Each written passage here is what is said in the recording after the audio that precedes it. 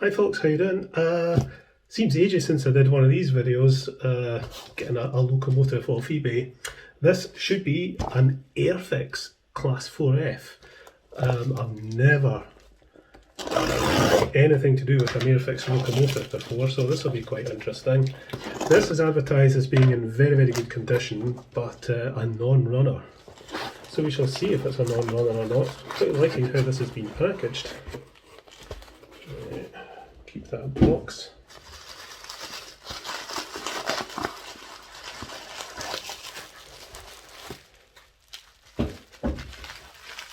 Let's unroll the old bubble wrap and see what sort of condition this is in.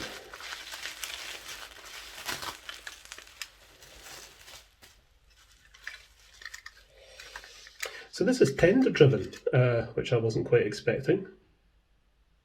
I was kind of expecting this to be, you know, sort of the Airfix equivalent of the XO3 or XO4 motor. I don't know what they called it, but it's not, it's tender driven. Let's just have a look at general condition. It's got little vacuum pipes front and back.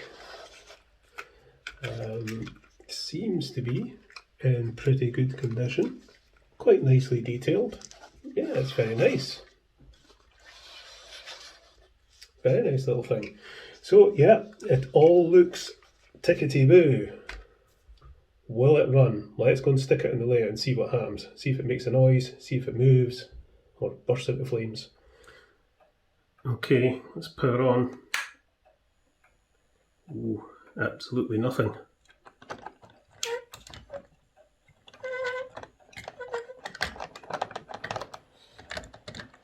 Nope, that's dead. That's a non-runner, that's official. Okay then, let's go and take it to bits and see what's what. Righty-ho. So we need to determine if there's a problem with power getting to the motor, or is it a problem with the motor.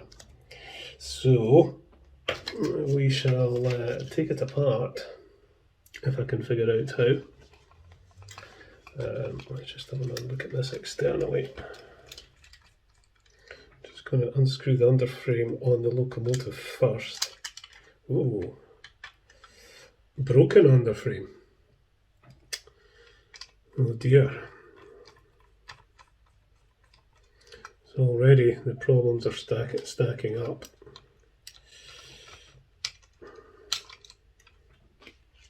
Big screw there. Oh crikey. Right.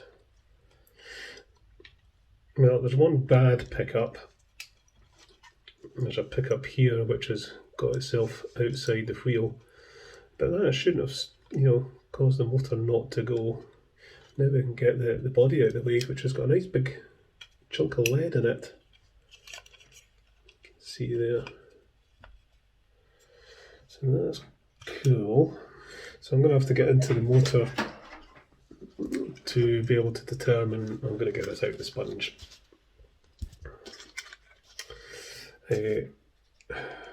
Let's see what happens when we undo this. Another big long screw. So I'm assuming, does that hold? Yeah, that holds that together. So that's all quite nice and easy. So now I can get my test meter out and see what's happening with the connectivity. Alright, so let's touch that. I don't know which side this is, but see if we've got anything. Well, we've got connectivity there, and there, and there. So that must mean that one is there, there, and there. So there is power getting to the motor. So it's not a pickup problem, it's a motor problem. A couple of screws to undo here. Come on, what's keeping this on? There we go. A big chunk of lead. So what's up with you, little Ringfield motor, that you're not playing ball?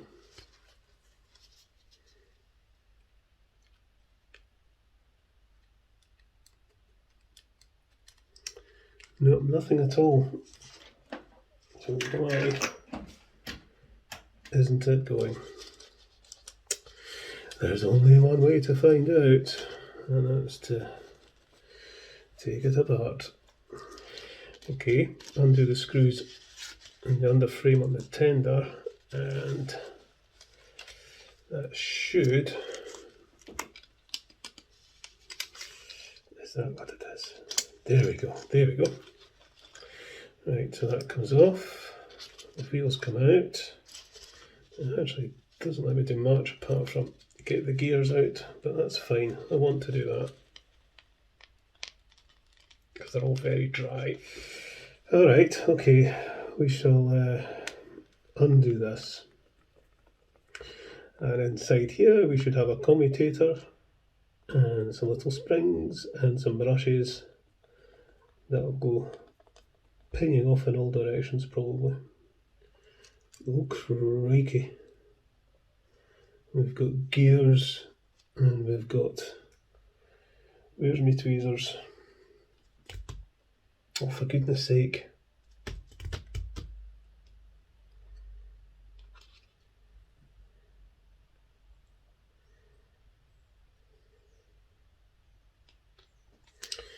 Okay, so that'll now come off. It's not quite what I was expecting. Does this lift out? Yes, it does. The brushes are in there. There's... Okay, I'm not seeing any obvious reason why this motor shouldn't go.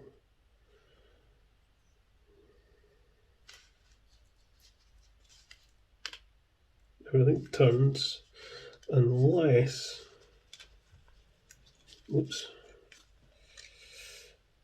I wonder... Big piece of fluff.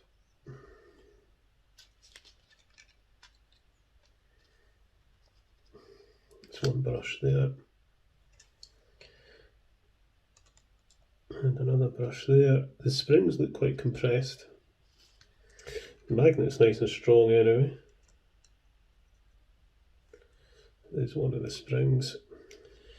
And there's a little bearing in there.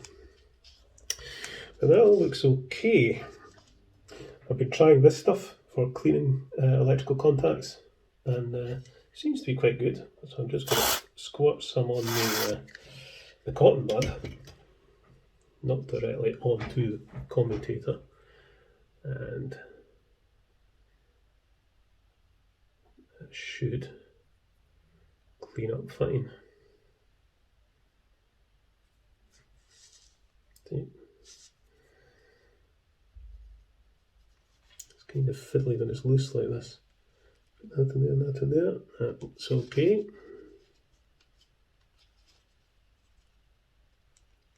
That's okay.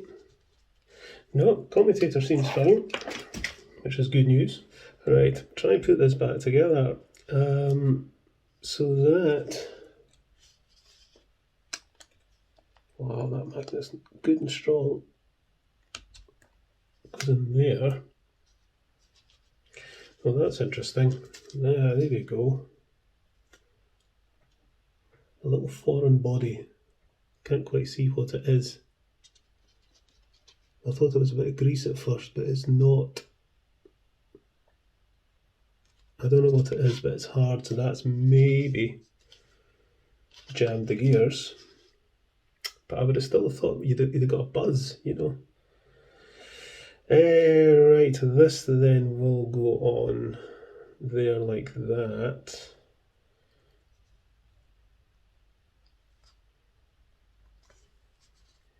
Not too much, but a wee drop.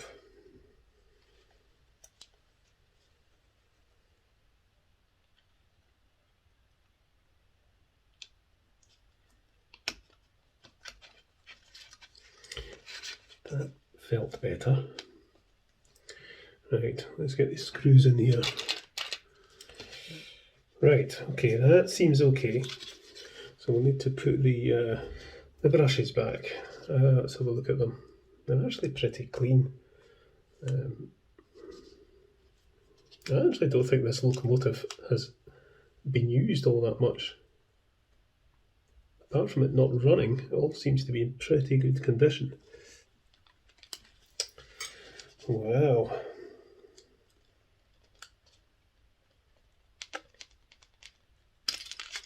Well, Airfix, you like to do things differently, don't you? I'm wondering if that's been the problem, actually. I'm wondering if there's enough pressure on the brushes. In there like so. And then the spring.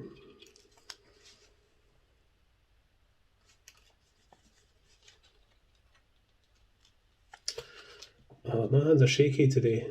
I don't know, too much whiskey. Right.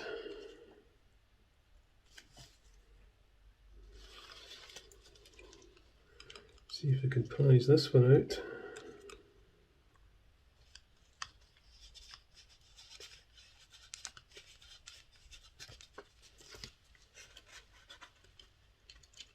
Same way. Again, the brushes are clean, so we're just going to bung them back in.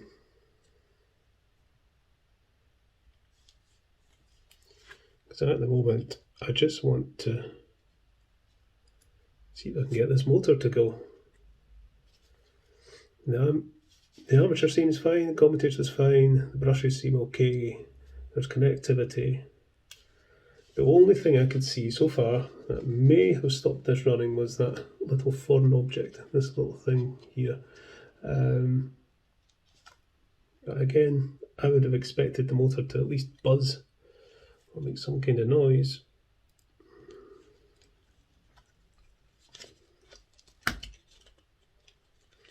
Okie dokie. Aha.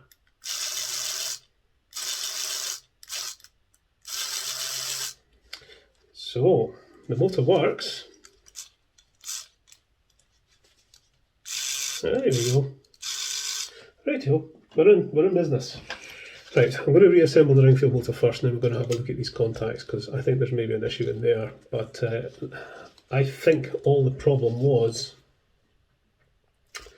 that, whatever it is, was stuck in the gears. I really wanted the British Rail version of this, actually. This is an LMS one, that's fine. But I'd like a BR one. Right, okay, let's just do a quick check again that we are in business with this.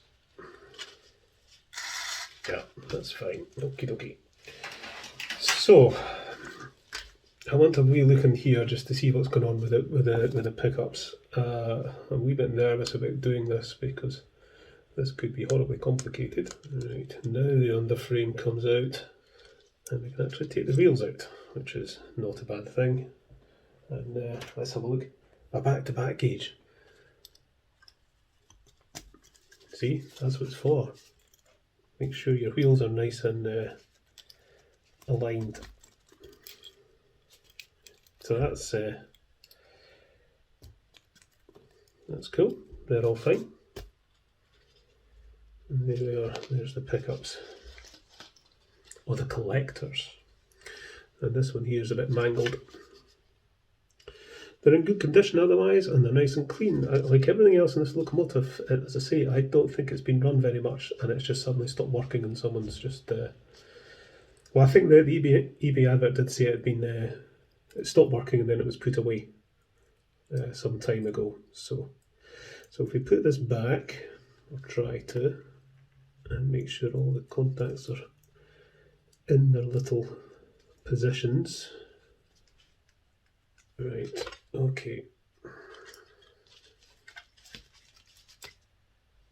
Just have a look at the condition of the wheels. Perfectly clean. Right. So how well will this go back together? And the answer is reasonably well. Super glue. Oh, come on. Is it just me, or is super glue not as good as it used to be? Yeah, I remember super glue used to put it together, a couple of seconds, bang, it was done. Especially with plastic. Just used to glue it instantly. These days it just seems to take a wee bit longer, and that's it glued, but I'm going to just splash just a wee spot there and there, just to soak into the cracks. Okay, underframe repaired. Alright, let's see if we can put this back.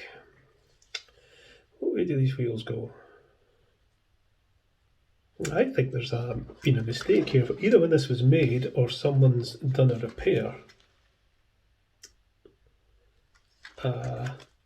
Because I think the wire here is supposed to go through the hole in the underframe where this brake was, but it doesn't. See that side just now. And I think someone's fitted the underframe on and screwed it down, and the wire has broken the underframe. Oh, blimey. Which would mean disconnecting the wires and feeding them through there. So, I think a very simple solution here is to cut a little slot at the end rather than disconnecting this. I think we shall just cut a wee slotty to feed the wire through.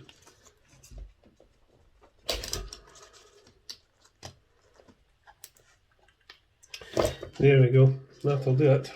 So now I can get that wire through without any pressure on the underframe.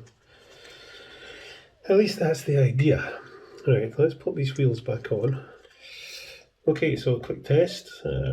These two wheels, these two wheels, these two wheels. Right, let's put this back together. Get this lovely heavy little body back on here. We need to I'll get this the right way around first of all. Got the tender upside down. Okay, I think we're done. So I think all that was wrong with the motor was this little piece of whatever it is was stuck in the gears and just locked it up. Slight issue with the pickups. I don't really like the pickup configuration on this. It's all a bit loose, but it seems to be working. So let's go and stick this on the lathe and see what happens. Okay, so let's put it on. And here it goes.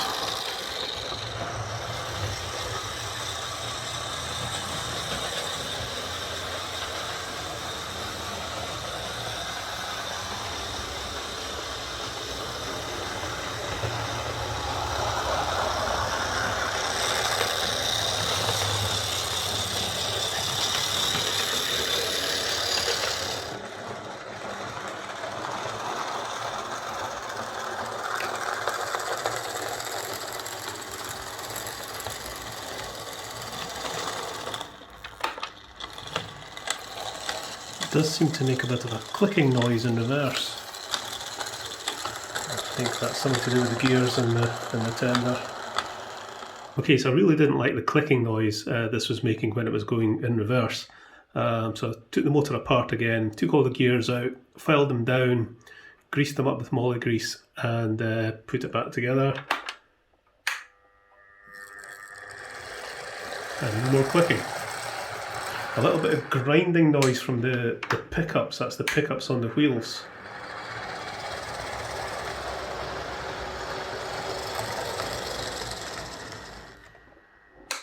Okay, so that's running much better now. The locomotive itself does wobble about a bit at high speeds, but that's because there's so much play in the axles. It's just the way this has been designed.